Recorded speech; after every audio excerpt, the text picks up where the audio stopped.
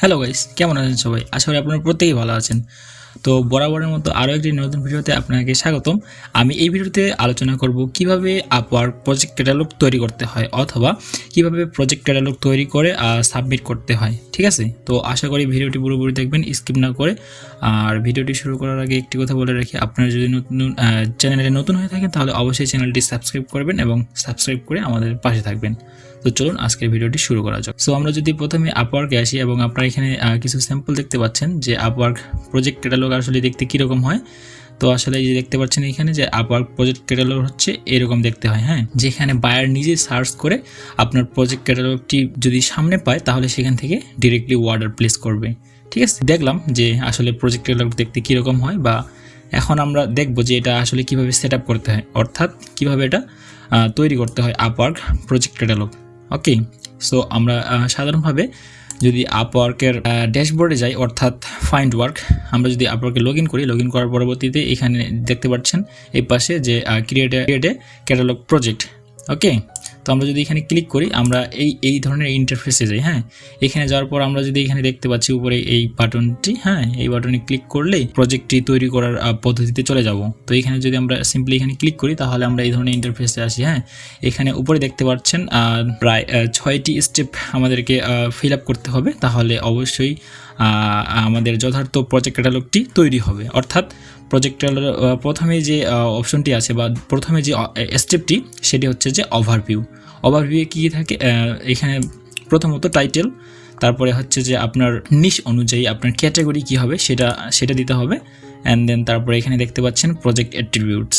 ওকে, so আমি সাধারণভাবে Google ads simply দেখানোর জন্য এটা একটা টাইটেল এখানে আগে থেকেই আগে থেকেই দিয়ে রাখছি। সো আপনারা সিম্পলি আপনাদের নিশ, অর্থাৎ আপনার যে সার্ভিস প্রোভাইড করবেন আপওয়ার্কে সেই সার্ভিস রিলেটেড কিওয়ার্ড রিসার্চ করে এখানে প্রেস করবেন, অর্থাৎ এখানে বসিয়ে দেবেন। সো মিনিমাম এখানে দেখতে পাচ্ছেন 75 ক্যারেক্টার, তো আপনারা চেষ্টা করবেন মিনিমাম 50 ক্যারেক্টার দিয়ে একটি অ্যাট্রাকটিভ টাইটেল তৈরি করার জন্য। হ্যাঁ, রিসার্চ করে একটা সুন্দর টাইটেল তৈরি করবেন। নেক্সট স্টেপে আমরা দেখতে পাচ্ছি ক্যাটাগরি, এখান থেকে অবশ্যই ক্যাটাগরি সিলেক্ট করতে পারবেন। আমি সাধারণভাবে সিলেক্ট করে দিয়েছি। এখানে যে কলমের মতো আইকনটি দেখতে পাচ্ছেন এখান থেকে আপনারা এডিট করতে পারেন আপনার যথার্থ নিশ অনুযায়ী আপনার যেই ক্যাটাগরিতে পড়বে আপনার সার্ভিস রিলেটেড। সো এরপরে নিচে আমরা দেখতে পাচ্ছি প্রজেক্ট অ্যাট্রিবিউটস, অর্থাৎ আপনি যে সার্ভিসটি দিবেন সেটি আসলে কী রিলেটেড, আপনি কী রিলেটেড সার্ভিস দিবেন। সো আমি এখান থেকে সাধারণভাবে 4টি সিলেক্ট করে দিয়েছি এবং সর্বশেষ নিচের ধাপে যেটি দেখতে পাচ্ছি সেটি হচ্ছে যে সার্চ টেক, অর্থাৎ প্রজেক্ট ক্যাটালগ আসলে কী রিলেটেড, আপনি কী সার্ভিস এটার মাধ্যমে দিতে যাচ্ছেন, তো সেই রিলেটেড সার্চ টেকগুলো এখানে বসিয়ে দিতে হবে, অবশ্যই রিলেটেড। ওকে, এবং আপনার মেইন টার্গেটেড কিওয়ার্ড সেটা আপনারা এখানে বসিয়ে দেবেন, আপনার টাইটেলে যেটা থাকবে সেটা এখানেও দিতে হবে। সো আশা করি এটা বুঝতে পারছেন। এবং এর পরবর্তী স্টেপে আমরা হচ্ছে প্রাইজিংয়ে, হ্যাঁ, তো আমরা যদি প্রাইজিংয়ে যাই, প্রাইজিংয়ে যাওয়ার পর এখানে দেখতে পাচ্ছেন আমি মূলত আগে থেকেই সব কিছু রিসার্চ করে বসিয়ে রাখছি এবং ফিল আপ করছি এগুলো। সো আপনাদেরকে যারা নতুনভাবে প্রজেক্ট ক্যাটালগ তৈরি করবেন তারা কিন্তু এই অপশনগুলো দেখতে পাবেন এবং এখানে সব কিছু ফাঁকা থাকবে, তো এগুলো আপনাদেরকে ফিল আপ করতে হবে, অর্থাৎ টিকটি করে আপনাদেরকে সব কিছু সাজিয়ে নিতে হবে আপনি নিজে থেকে আপনার নিশ রিলেটেড, অর্থাৎ আপনি যে সার্ভিসটি প্রদান করবেন, অর্থাৎ আপনি যে সার্ভিস রিলেটেড প্রজেক্ট ক্যাটালগ তৈরি করবেন আপওয়ার্কে। তো আপনারা এখানে দেখতে পাচ্ছেন আমরা যদি প্রাইজিং অপশনে যাই এবং প্রাইজিং অপশনে যাওয়ার পরবর্তীতে আমরা এখানে দেখতে পাই প্রথমে হচ্ছে ক্রিয়েট প্রাইজিং টিয়ার্স। ওকে, সো আপনার স্টার্টারে কত দিবেন এবং স্ট্যান্ডার্ডে কী দিবেন এবং অ্যাডভান্সে কী দিবেন। সো আমি এখান থেকে কাস্টম টাইটেল দিয়ে রাখছি এবং কাস্টম ডেসক্রিপশন অবশ্যই এটা রিলেটেড থেকে এটা দিতে হবে আর কি, যে আপনি স্টার্টারে বা কাস্টম টাইটেল যেটা দেখতে পাচ্ছেন এখানে এই রিলেটেড এই সার্ভিসে আপনি কী দিবেন, অর্থাৎ স্টার্টার যেটাকে সিম্পলভাবে বলে আর কি, আর স্ট্যান্ডার্ড মানে এর থেকে একটু বেশি, আর অ্যাডভান্স হচ্ছে সবচেয়ে বেশি যেটা আর কি। ঠিক আছে, তো আমি সাধারণভাবে এখানে দিয়ে রাখছি যে আগে থেকেই সব কিছু আপনারা ভালোভাবে রিসার্চ করে আপনারা দিবেন এগুলো বা ফিল আপ করবেন, আশা করি বুঝতে পারছেন। তো এরপরে দেখতে পাচ্ছি ডেলিভারি ডেজ। হ্যাঁ, ডেলিভারি ডেজ বলতে এখানে বোঝাচ্ছে যে আপনার স্টার্টার সার্ভিসটি কত দিনের মধ্যে ডেলিভারি করতে পারবেন। তো আমি এখানে সিম্পলি 5 দিন দিয়ে রাখছি এবং স্ট্যান্ডার্ডে 15 দিন এবং অ্যাডভান্সে দেখতে পাচ্ছেন 30 দিন দিয়ে রাখছি। এবং এর পরবর্তীতে দেখতে পাচ্ছি আমার নিশ রিলেটেড, অর্থাৎ আমি যে গুগল অ্যাডস নিয়ে কাজ করি সেটা হচ্ছে যে অডিয়েন্স টার্গেটিং সাজেশনস। এখান থেকে আমি সিম্পলি এগুলো ফিল আপ করছি।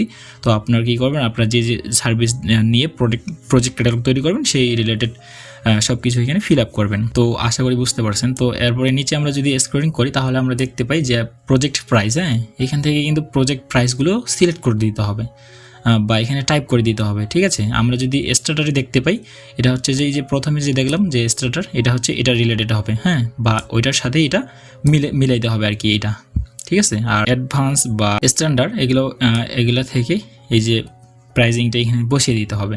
এরপরে দেখতে পাচ্ছেন এক্সট্রা আর কি, ঠিক আছে। আপনি যদি ফাস্ট ডেলিভারি করেন তাহলে এখানে বসিয়ে দিতে পারবেন, ঠিক আছে।